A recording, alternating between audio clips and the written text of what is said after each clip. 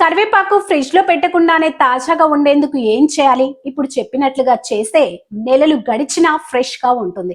కరివేపాకు తీసినప్పుడు తీసేశారంటారు. అది ఒక సామెత మాత్రమే. నిజమే, కొంతమంది కరివేపాకును తీసేసి తింటారు. కరివేపాకు తినడం వల్ల కలిగే లాభాలు తెలిస్తే అలా చేయరు.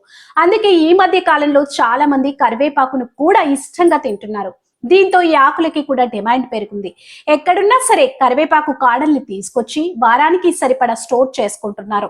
కొన్నిసార్లు ఎక్కువగా కరివేపాకు దొరక్కపోతే ఉన్నదాన్నే కొద్ది కొద్దిగా వాడుతున్నారు. మరి అలాంటి కరివేపాకును ఎక్కువ రోజులు, అది కూడా ఫ్రిడ్జ్ లో పెట్టకుండానే ఎలాగ తాజాగా ఉంచాలో తెలుసుకుందాం. కూరల్లో, చారుల్లో, పులిహోరలు, పప్పులో ఇలా ఏ వంటలోనైనా ఒదిగిపోతుంది కరివేపాకు. పోపులో వేస్తే ఆ గుమాలింపు గుమాలు దాటి వాడంత తిరిగొస్తుంది. ఆ పోపు వాసనకి సగం ఆకలవుతుంది.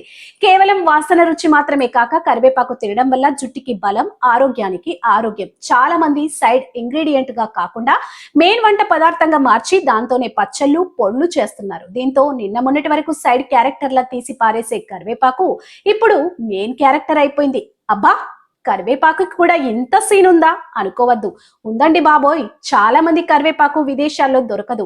దొరికినా ఇక్కడ సువాసన ఉండదని ఇక్కడ నుంచి పార్సెల్స్ పట్టుకెళ్లేంత డిమాండ్ కరివేపాకుది. మరి అలాంటి కరివేపాకును ఫ్రిడ్జ్ లో పెట్టకుండానే ఎక్కువ రోజులు వాడుకోవాలంటే ఏం చేయాలో తెలుసుకోండి.